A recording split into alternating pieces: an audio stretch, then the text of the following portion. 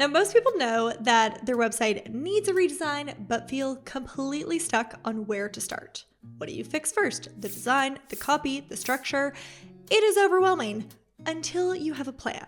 And the reason that most websites look off isn't because you're bad at design. It's because no one teaches you the right process to follow step by step. But that's exactly what I'm going to show you today. By the end of this video, you will have the exact framework to confidently redesign your website from start to finish.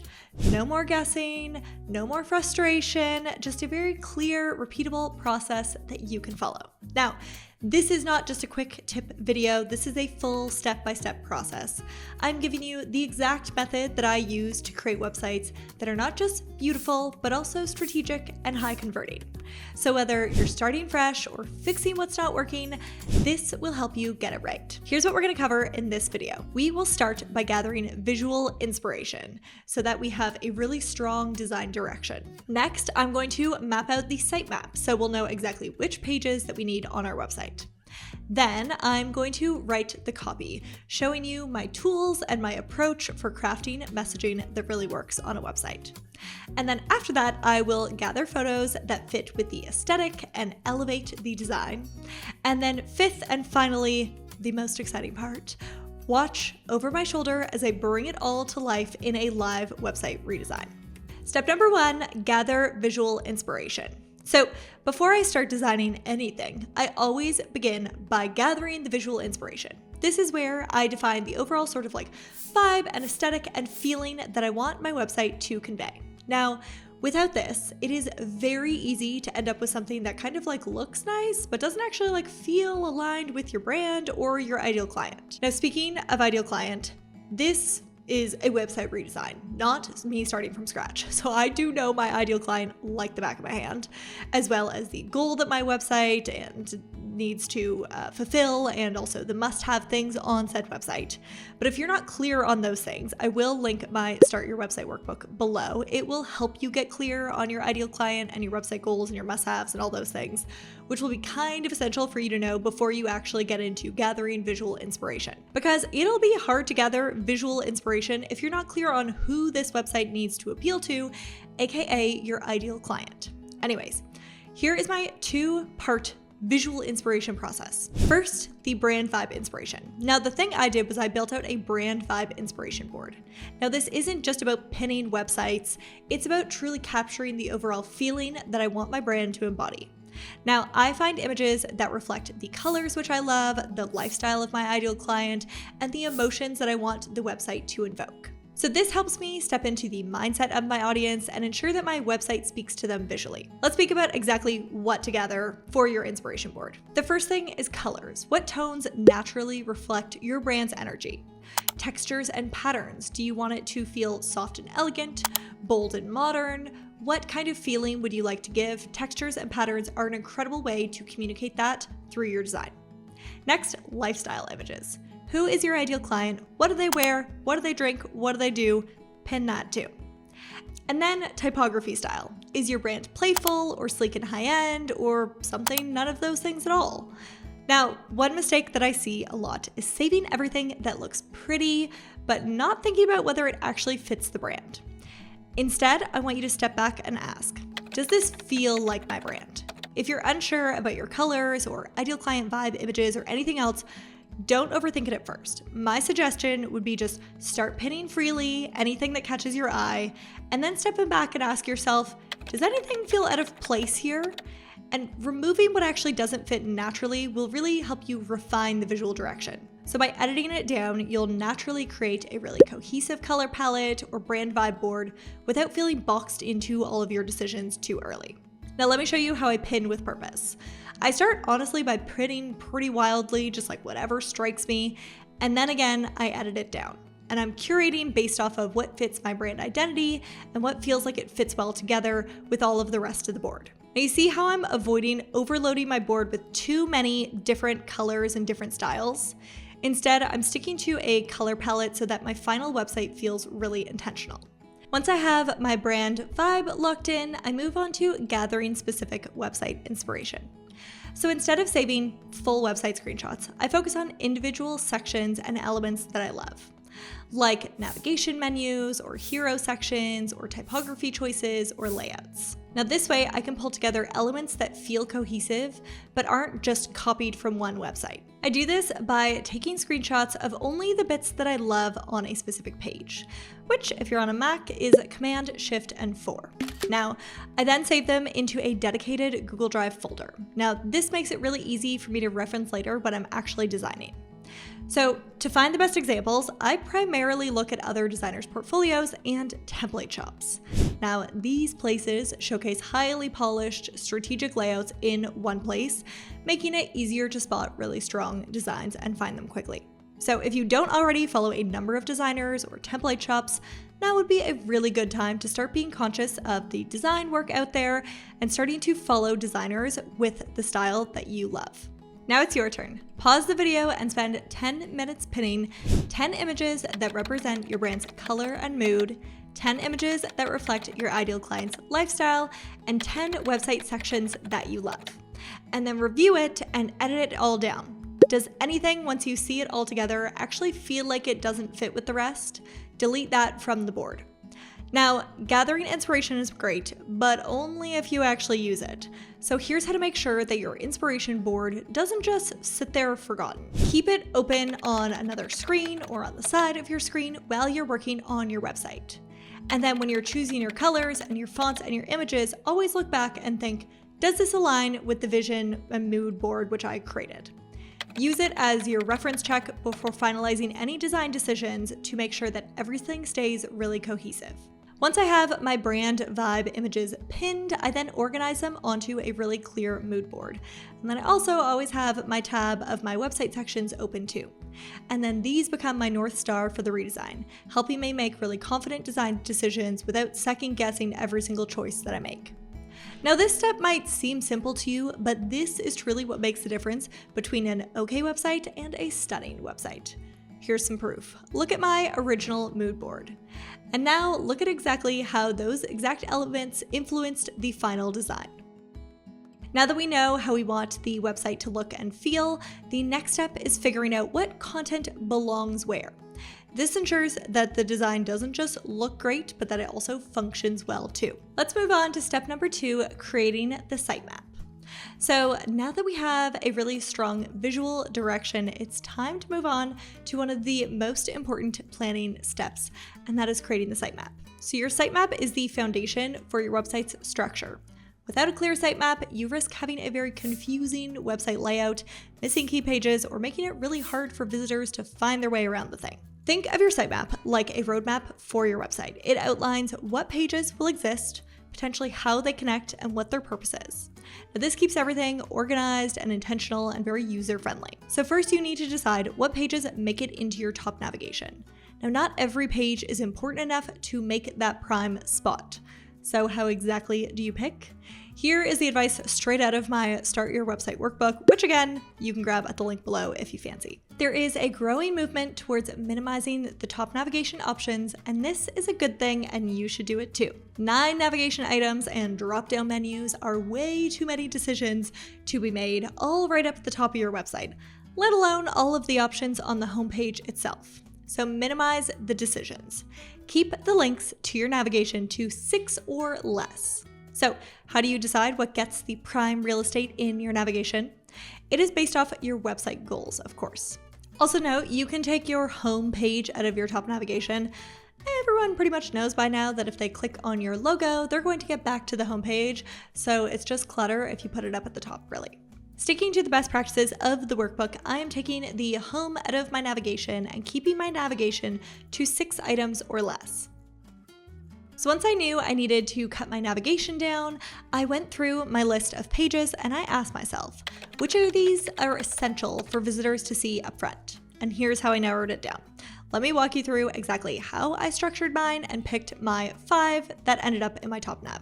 First, my about page, because this website is very clearly a personal brand. I'm using the word I a lot on their website and there's a ton of photos of me. So naturally, visitors are then just curious to learn who is this person. And so if you're a corporate brand, this might not be as important and your about page maybe would actually go in the footer as opposed to the top navigation. The second thing which I chose was the blog page, and this is because the blog is one of my main marketing strategies. I have hundreds of free blog posts, and it's a huge credibility and trust builder.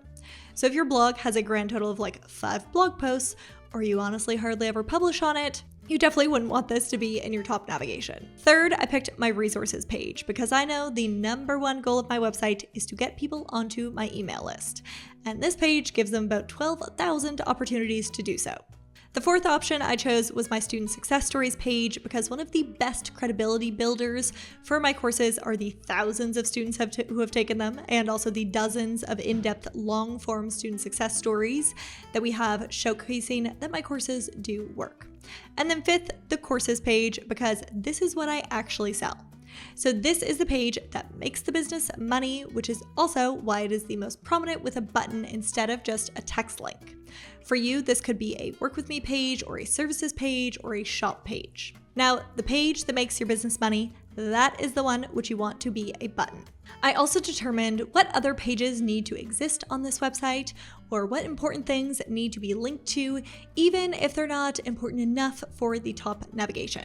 I then thought through how can these best be logically categorized, and I determined the following categories for my footer navigation. Column 1 is company, the details like home, about, affiliates, hiring, contact. Column 2 is the work with me section. It lists out all the names of my courses and our student login area. Column 3 is the different free content that we have, so blog, YouTube, and email newsletter. 4 is what I called on the house or our freebies area. So the main ones are a quiz, business building gifts, Squarespace gifts, design gifts, list building gifts. And so again, I grouped all those pages into logical categories that made sort of like intuitive sense for the navigation, which improves the overall experience. Here's how to plan your own sitemap. Ask yourself these 2 questions. First, what are the most important pages that my audience will actually need on this website? Think of all the different pages that could exist on this site. And then think about, are any of these actually unnecessary, or could I merge a few of them to make this more simplistic and easier for people to find their way around the website? Now, a very, very common website mistake, which I see and it drives me crazy, is unclear naming of your pages. Your navigation should be easy to understand at a glance. For example, I like to use the words on the house or complimentary gifts for the free resources that I give away because those terms feel really on brand for me. However, those terms would make absolutely terrible navigation titles because they would be so confusing if there's no kind of like extra text to explain those things.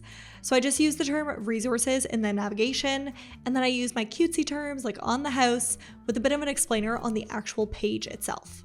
So now it's your turn. Grab a piece of paper or your notes app and follow this 2-step exercise with me. Take 5 minutes to write down every page you think you need to be on your website. Don't hold back. And then step 2, refine it. And also figure out which of all these items makes it to the main navigation. What can go in the footer? And again, decide this based off of only the most essential pages get the top navigation spot, and you have a maximum of 6 options. To give you a hint and help you out, here are some things that you typically find in the top navigation: the About page, the Work With Me, portfolio, blog, etc.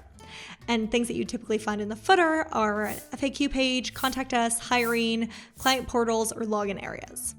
Now here is an example of a bad navigation.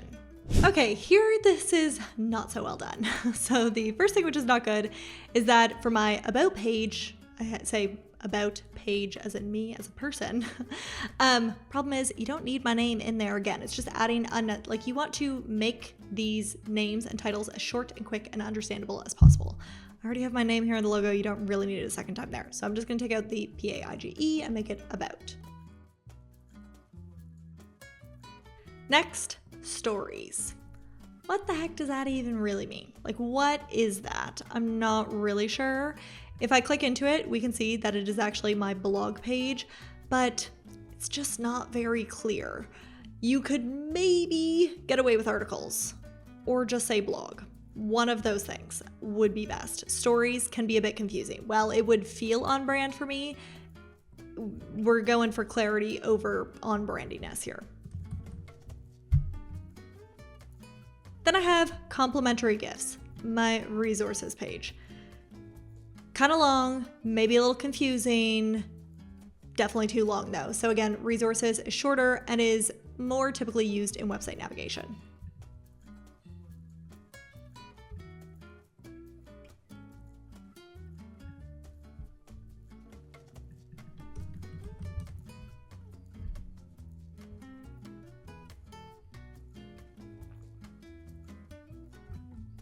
Now this next one is one that I see all of the time, and it really gets to me. People often have a drop-down menu of all of the different things that they offer, or types of services, or names of their services, or in this case, these are the names of my courses. No one knows what the heck the difference is between Square Secrets, Business, and Audience Academy though, just from this. Like, it's not clear at all, really, what those things are. And so it is much better in this sort of situation to, if there's like a clear difference, it's like course or consulting. Those are two things that people could understand, so that could be a drop-down option. But even still, you only have like 2 options. I still wouldn't go for it.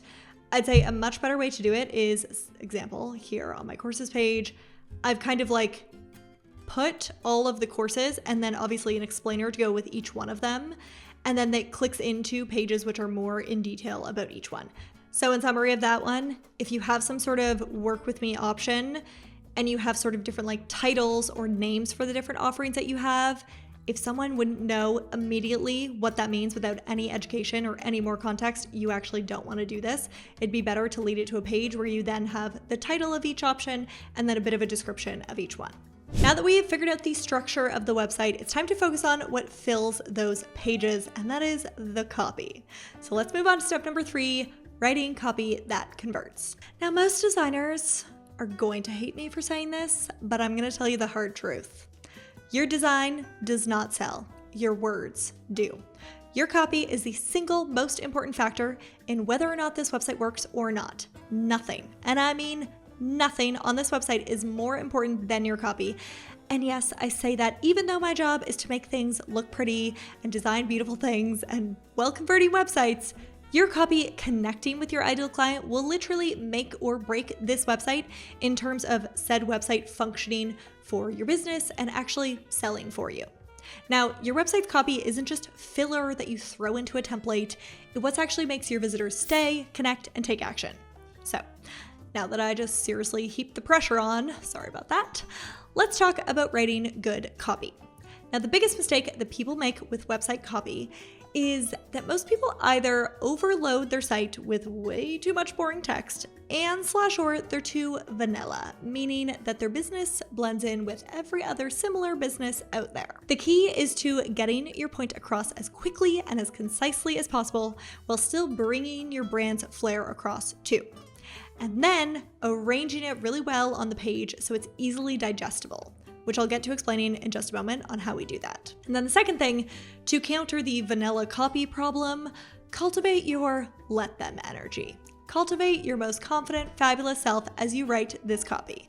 Do not water it down. And here's a quick tip. Imagine you're writing for just one person, your absolute dream ideal client. And then make your copy unapologetically for them. Not for everyone, just them. And if other people don't vibe with it, let them. Now, if you don't feel like your copy is very strong or it's not really working to convince people to work with you, the solution is to better understand your ideal client avatar. Now, I learned copywriting from the fabulous Ashley Carter, and she taught me something that I will never forget. The best copy comes straight from your ideal client's mouth. If someone reads your website and says, "It's like they're in my head," then you know that you've done it correctly. But how exactly do you manage that?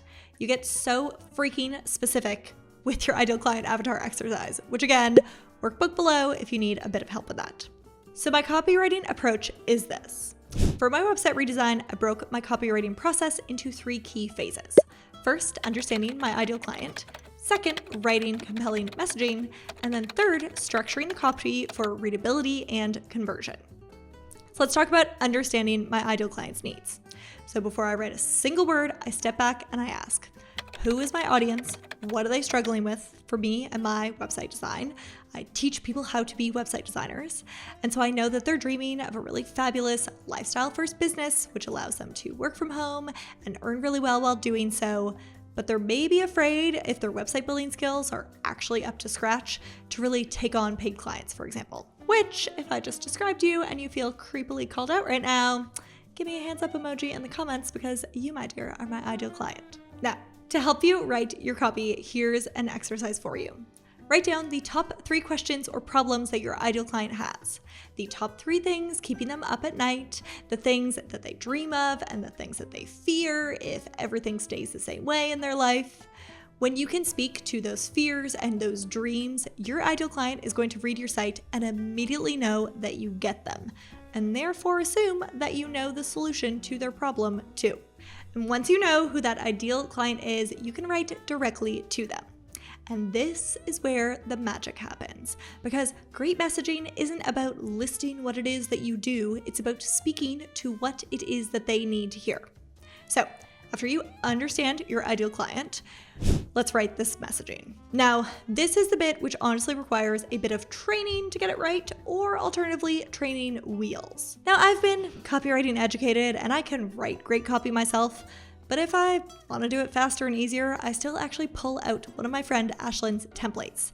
I specifically used her About Page copy template, her Sweet 16 sales page template, and her 35 website headline copywriting template collection.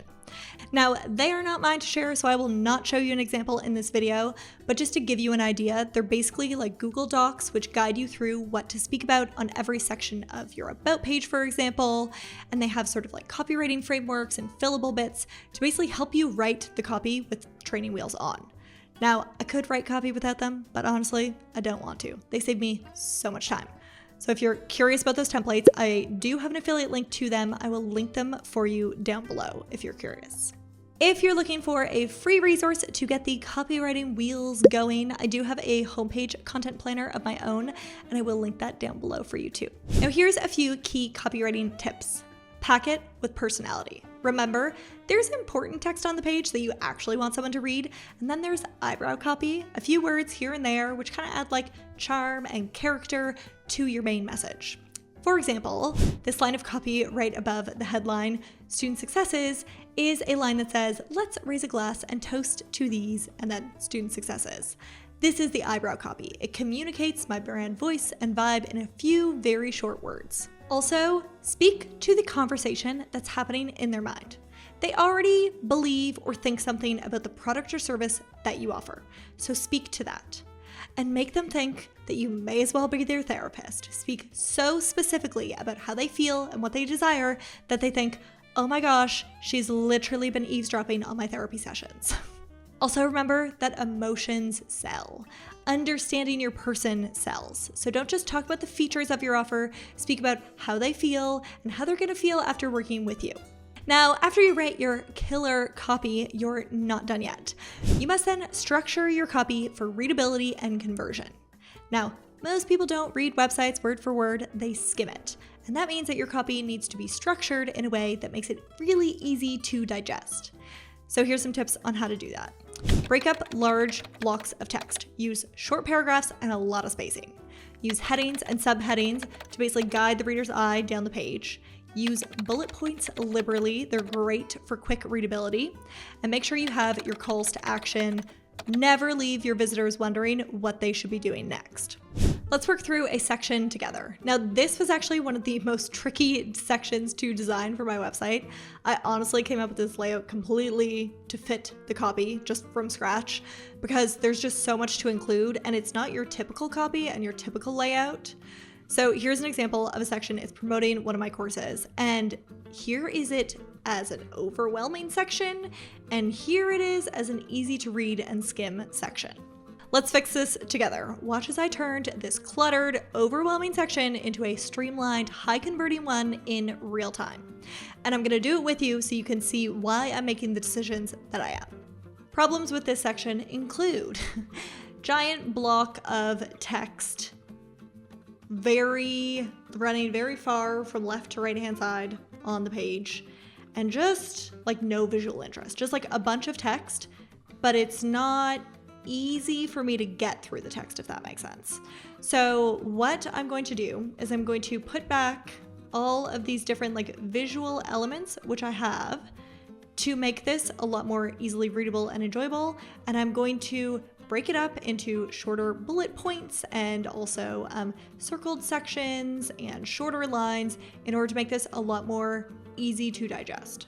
Okay, so I'm taking the testimonial and I'm putting its own separate background to it so it doesn't blend in with the rest of the text. The fact that it has its visual own background shows that it's kind of like a separate idea from the rest of the text on the page. I'm also adding an image of the student who gave the testimonial to one, add the like social proof, this is a real person, and two, again, to kind of break up an otherwise page full of text. I also have a little sort of like icon of 5 stars, as in like the course gets 5-star reviews, to again add some sort of visual interest so it's not just text. I'm adding a line here, reason being that I want to kind of make this look a little bit like, you know, in a like lined notebook or textbook, to kind of give that same feeling, and also to just break up, again, our text, so breaking up my title from the rest of the text coming below. I've taken this giant paragraph of text and broken it up into 2 different bunches. The text on the left-hand side is going to be a bit of a longer description of what the course actually is and who it's for and all those things. And then on the right-hand side, I'm going to put a bullet point list of just like quick bits of information that people might want to know about this. I'm turning the right-hand column into a bullet pointed list because that is just very good for helping people quickly skim and read information. And then I'm making sort of the like title area of it bolded so that it differentiates it. Now, instead of saying covering and then talking about the main topics, I've actually just put a little like check mark beside each and then circled each item, and that kind of indicates visually these things are included in this course, if that makes sense. It means I can use less words but communicate the same thing, but in more visual way. Now this bottom right-hand corner is looking a little bare. There is a lot of text happening here, so I'm going to actually take a mock-up of this course and an image and pop it here. Now I should say I specifically designed this mock-up to be sort of growing over to the right-hand side, sort of taller on the right-hand side, so that it sort of makes a nice shape, filling in this bottom right-hand corner, which I have to fill, if that makes sense. And you'll see that in contrast to the next section, which I have on the page, which is the second course. And I've made the same mock-up, but because everything is flipped sidewise here, testimonials are on the right-hand side as opposed to the left-hand side, I've made my mock-up to fill the bottom left-hand corner and then had it sort of going in a circle this way in order to fill that space. So let's move on to step number 4, choosing the right photos for your website. But before we do, may I ask you a personal favor? If you have made it this far in the video, I'm assuming you're enjoying it. If you could very kindly take just one moment to give this video a like, I would really personally appreciate it. Your like in this video tells the YouTube algorithm that you found this video kind of useful and valuable, and it goes a really long way for the channel's growth. So thank you so much for doing that. And of course, if you'd like to just subscribe while you're there, I'm definitely not going to stop you. Okay, step number 4, choosing the right photos for your website. So your website's visuals have the ability to set the entire mood for your brand without you actually saying a single word. Now, photos can work for or against you. Even if your layout and copy are amazing, the wrong photos can make your site feel outdated or disconnected or just really amateur. Or on the flip side, choosing the right images can instantly elevate your brand, make your site feel really high-end and polished and cohesive. So I know you might be thinking, do I need to hire a brand photographer or can I use stock images? Or what makes a photo work for a website? Or how do I make my images look cohesive and really professional? Or where do I even find high quality images that fit my brand? So here's how I choose my website photos. For my website redesign, I used a mix of brand photos, which I had taken during a photo shoot in Paris, and some really high quality stock images. Now I will say this website redesign was literally a months-long process when you actually add the photo shoot in. So it all started with, again, step 1, gathering that visual inspiration, and then I went and planned a photo shoot to help me get the exact images that fit my visual inspiration. I went and took a train to Paris for a night, I hired an incredible photographer, I had my husband, aka personal European stylist, consult me on a few outfits, and a few thousand euros later, I received these lovely photos. Now, I also make use of stock photos quite a lot too, so don't worry if you don't have a large photo shoot budget. Stock photos can be incredible as well. But even if you get incredible photos, it's still actually possible to use them incorrectly. So let's start with some photo tips, and then I'll show you how to find an image which fits perfectly. First, match your brand's aesthetic. Stick to colors and lighting and a mood which really aligns with your brand. When you're on a stock photo website, or even going through photos that you maybe did in a shoot, have your photos that you're choosing between on one side of the page or one screen, and then have your mood board, inspiration board on the other. And always ask yourself, does this photo fit with my inspiration? Also, keep your photos cohesive. Use similar tones and styles across all the images. Similarly light, dark, or similar visuals within the actual images are best. Here's 2 photos that are cohesive and 2 which are not. You see what I'm saying? Yes? Also, make sure your photos feel authentic. If you're using stock photos, pick ones that feel real and not awkwardly staged. Do not have any dudes in suits doing high fives. That is, unless like cringy and cheesy corporate is the vibe that you're going for on your website. Now let me show you exactly what I mean. Watch as I go through different image options and explain what works, what doesn't, and why. Okay, so why don't these photos fit? So you can see I left in some of my own to kind of keep the general vibe happening, but you can tell the other ones I put in don't fit. Why is that? This bottom photo on the right, this feels very like corporate vibes. This photo here has very different colors to the rest of the image. This here also just like color-wise doesn't seem to fit that well.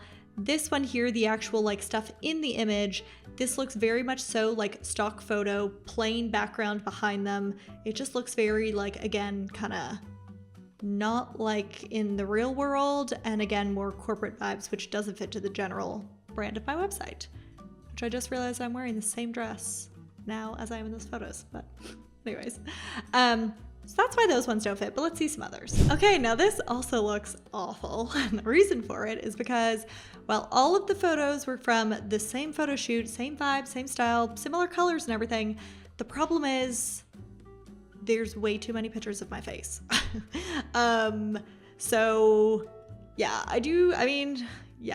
just too much of one thing. Also, this specific photo here definitely doesn't work because the text is overlapping my head. So this is like that eyebrow text which I was talking about before, which is like, it adds charm, it adds character. It's honestly not the most important thing in the world if people actually read it, because it's just sort of like adding a vibe. But the problem is you don't ever want text oddly going over someone's face. It just looks very strange. So typically with the images on your website, you want a bit more of a variety happening, so it's not just kind of the same thing repeated. On the original example, you can see I am in there in 2 occasions. One is my actual like face to the screen with my little champagne glass, and then the other one I'm kind of like in the corner in a little mirror there. And so it's also not like 2 just photos of my smiling face. They're also a bit like different in different angles and that sort of thing. And again, it's just twice out of, 8 pictures total, so that is a lot better. Okay, so let's speak about where to find really quality, fabulous website photos. So my favorite free stock photo sites are unsplash.com, kaboompics.com, and Pexels, Pexels.com. And my favorite paid stock photo websites, which is where I got a lot of the pictures for this website specifically from. If you have the like feminine vibe, then this will probably be more your place. Guys, this probably isn't so much your thing. ElevateVisuals.com and EditorialStockImages.com.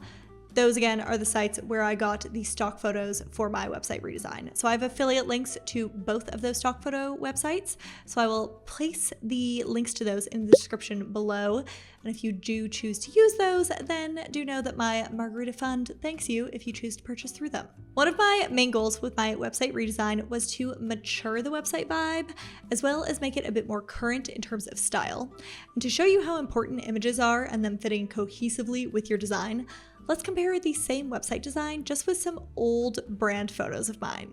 Okay, so here's a bunch of old brand photos of mine, and even though there is a kind of like greenish overlay happening on top to make it fit more with the vibe, it still kind of doesn't fit because you'll just notice it's like so light and airy, so much like stark white happening in these images that it just doesn't seem to fit with the rest of like the website vibe, if that makes sense.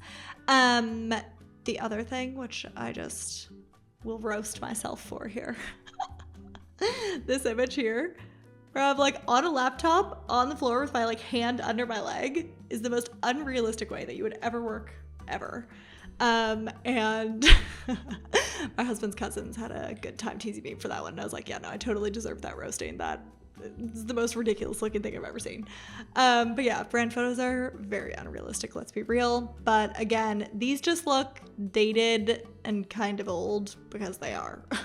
If you want to know some website trends, by the way, this is one of them that's outdated. I will link a video that talks about what's in and what's out in terms of website trends. And the like all white everything is out unless you're in the wedding industry, just so you know. Now that we have the perfect images, it's time for the most exciting part, and that is bringing the entire design to life. So in the next step, we are going to walk through everything that we've pulled together and planned, and we're going to actually build a website page together live. So let's get started. Now the page that we're going to work on redesigning together is my freebies page or my resources page. Now this page is already live. In fact, the entire site has been live throughout my entire redesign process. By the way, I have a full beginner's tutorial on Squarespace. I'm going to play this of me actually designing the website super sped up, otherwise this would take forever and be the world's longest video. But if you want a step-by-step tutorial to learn how I'm designing this and the features and blocks and tools on Squarespace to make something like this yourself, then I will link a beginner's Squarespace tutorial for you below. First thing we need to do is duplicate this page and drag it to the not linked section so that I can redesign it without anyone actually seeing me do the redesign. And then when I'm done, I'll delete out the old resources page, replace this new resources page into the top navigation. Now let's evaluate what I like and don't like on this page. The things that I like are the clear ordering of items. The copy is decent on some of these freebies, but it could be lengthened and improved a bit. For a more enticing teaser and to make it quicker and clearer what this item actually is. My dislikes include not loving the heading. I think I could go straight into the categories of freebies above the fold, along with a quick line in the same section that kind of, indicates that all these resources are free. I would also like for each one to be its own section so they're more defined between each other. I would love more visuals of the items themselves and for the visual to communicate the format. For example, could the visual communicate that it's a training video or PDF or a quiz, etc.? And also I would like for the main point or takeaway or the result of the freebie to be more quickly and easily understandable, like on our courses page, basically liberal use of bullet points and circled items, and then a call to action at the bottom. I think that the very bottom section of this page could use a redesign too. So let's start with rewriting the text for one of these freebies together. Let's pick the, maybe the homepage content planner would be a good one. So in terms of rewriting this copy, sometimes I just use my own brain. Sometimes when I'm a little lazy or just want to do things quicker and easier, I do use ChatGPT, and it is a fabulous writing assistant. So ChatGPT, the good thing about it is I've used it for so long that it's like very educated on my voice. And so just saying like, hey, make it my new brand voice, it knows that, which is awesome.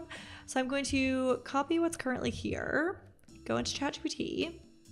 And the first thing when you start any chat with ChatGPT, FYI, you need to tell it what it is, which I know sounds crazy, but there's actually a masterclass on AI on masterclass.com, which I love, and it had a bunch of AI experts, and they say this is the way you should start it. So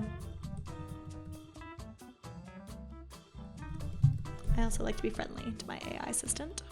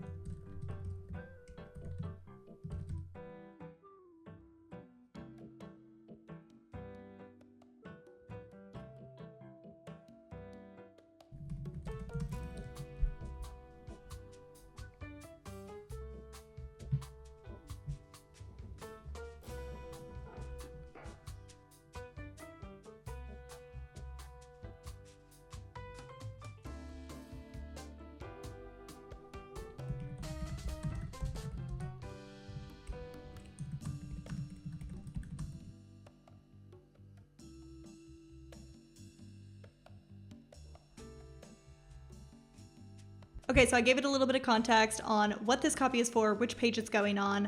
I asked it to act as a world-renowned copywriter who specializes in conversion copy, and I gave it my current copy for the page. I asked it to evaluate that copy and also to let me know what are the best practices for website copy promoting another page with a freebie on it.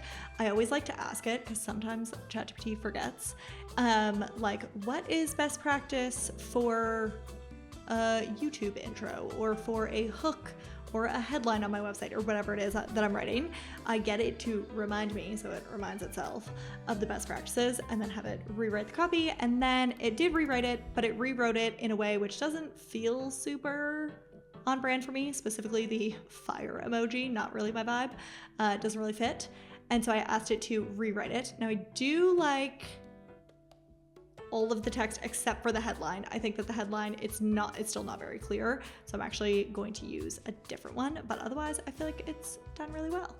So I'm going to add a new section and add a blank section. And I'll just paste in the text, which it gave me, and clean it up a little bit.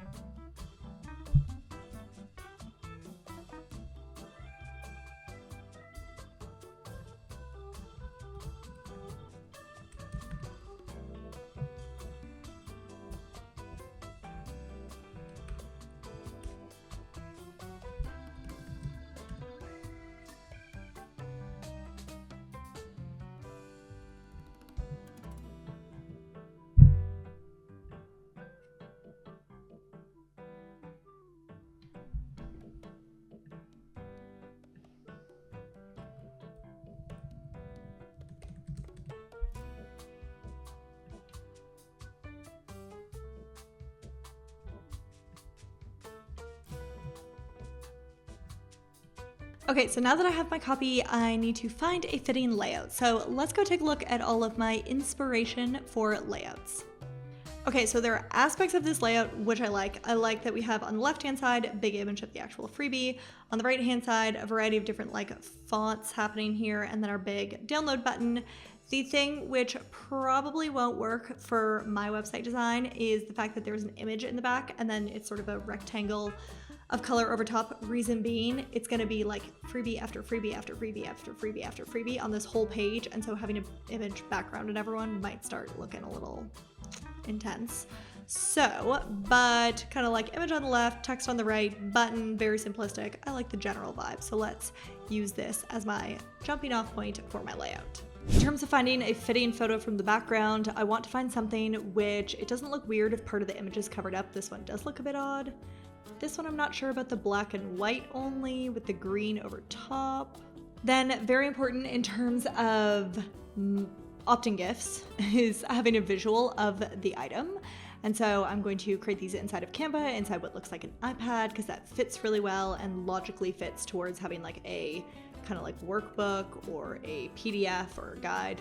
Now, actually, I'm not 100% sold on the original layout, which I had seen, but actually I'm kind of liking this slide, which I found on Pinterest in my inspiration board. So I think I might try this one where it has the iPhone and look at that as inspiration. Next, I'm gonna pop all the elements onto the page which I need. So my text block, my image block or my mockup, my button, and then I'm gonna try rearranging until I find a layout that feels good. And honestly, this can take me a while to find something that I really like. Now you'll notice I'm turning some text sideways. That is not normally possible inside of Squarespace. A few things you'll see me here do are not normally possible inside of Squarespace. Square Kicker is an add-on that you can get for Squarespace, and it is fabulous and allows you to basically like CSS and custom code things without actually writing a line of custom code. It is a favorite. I like the idea of having some information, kind of like making a statement about what the thing is. Okay, it's a PDF workbook, or what the topic is that it's covering. This homepage copy and content planner is basically, it helps with like strategy and copy, so I'm gonna add that in. Another thing which you can do with Square Kicker is to kind of place items differently. So sort of a little bit like overlapping the next section or having something parallel scroll in or out. Once I find a design and a layout that I roughly like, I try to duplicate it and then see if I can actually do better than my original design. But I don't want to lose it because I do like it. So I'm going to, again, duplicate this to make sure I can save my original. The PDF workbook and copy and strategy up in the corners kind of feels like it's just floating around and lost to me, so I'm going to drag it down here and see how it looks. Still not 100% sold in this layout, so let me look back at some layout inspiration for maybe some more ideas. I really like this, where the pieces of text are actually to the left and right of the line as opposed to under the line. Let me try something like that.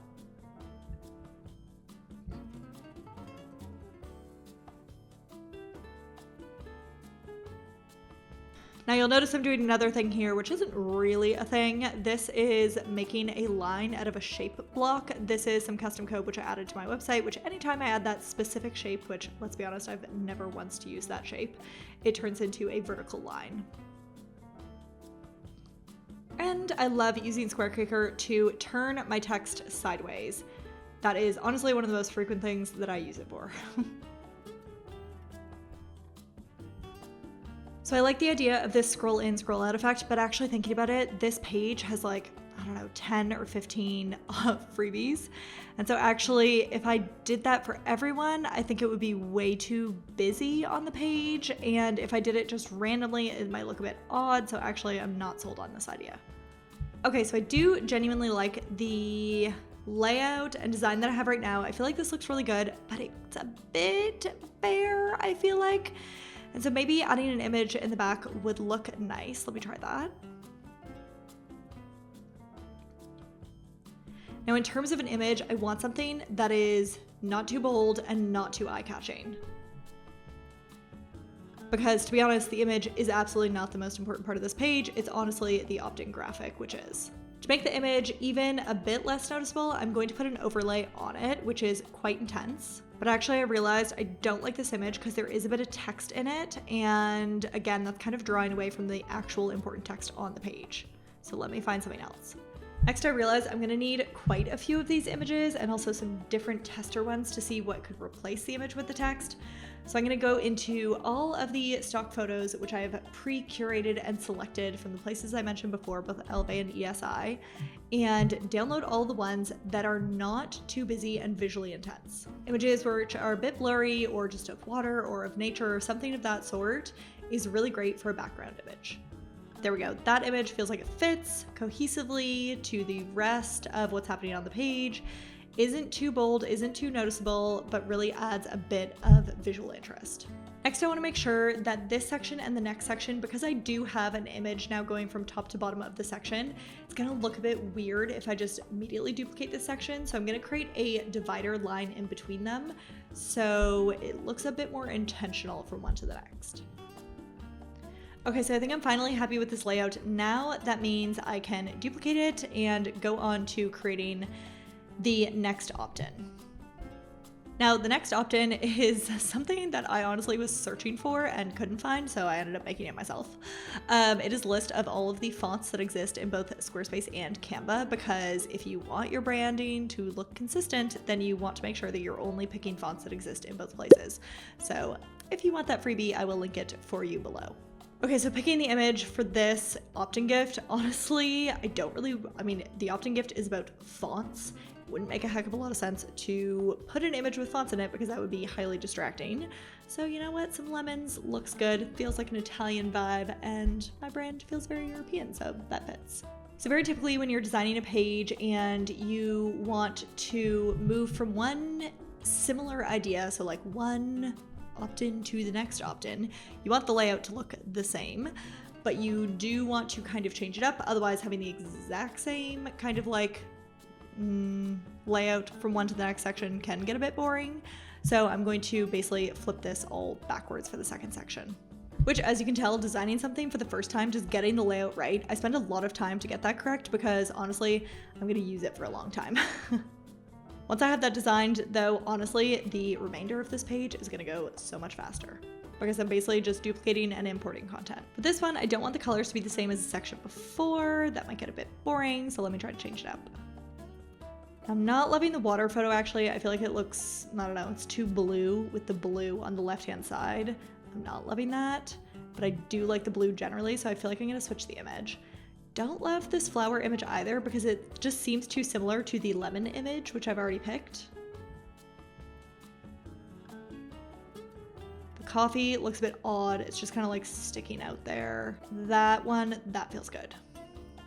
I'm gonna change my button color to red so it really stands out, as it's my call to action, so it's the most important part of that section. Now again, if I'm writing an entire page, I am using Ashlyn's templates for that, but just to rework this copy, ChatGPT will totally do. Don't love how long this paragraph is, so I'm gonna break this up.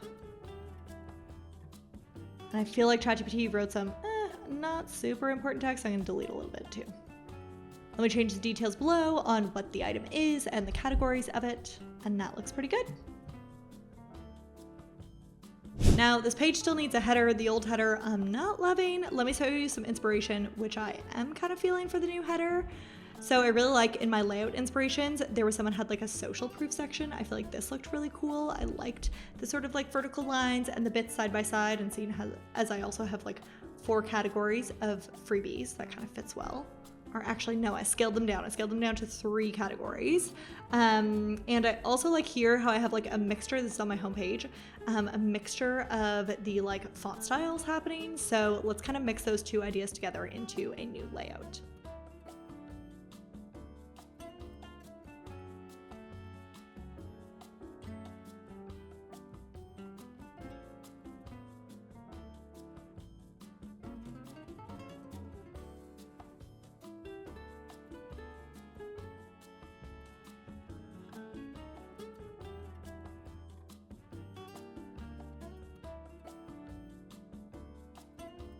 Okay, now this text clearly feels too big for the space.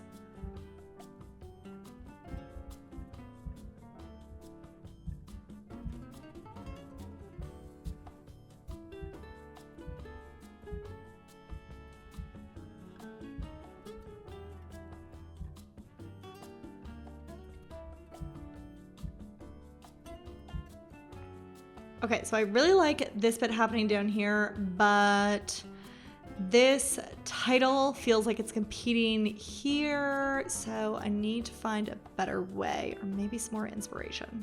This one feels very relevant, feels like gifty, beautiful envelope. Problem could be though, I think it's too bland and boring maybe for this background, but maybe not, we'll see.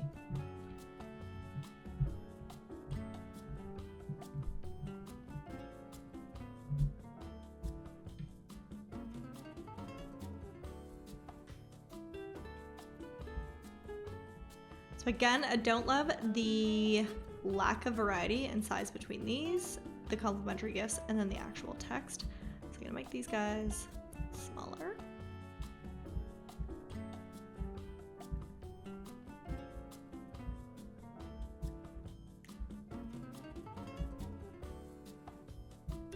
Now, however, I don't love that with the italicizing, it doesn't look good in this font.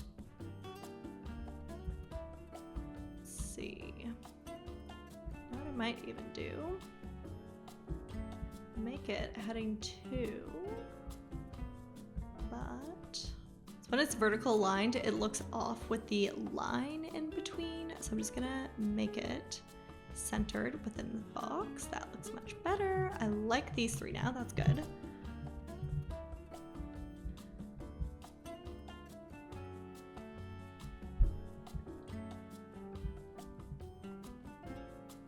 So I actually like this where the title is sort of overlapping the section below, where you can actually, we have the shape behind, the green shape behind, so you can actually make sure you can read the text really well. If I didn't have that there, it might be tough to read, but I am finding that there's not enough contrast between this image and this text. Granted, I do like the image, so I think maybe I just try adding an overlay on the background image.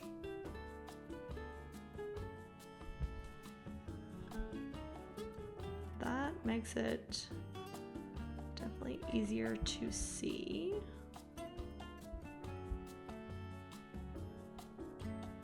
I think honestly this mixture is probably my best bet. Just want this text to match the text above. And while I do like the green actually instead of the yellow, it's a bit hard on the contrast. So that feels a lot better.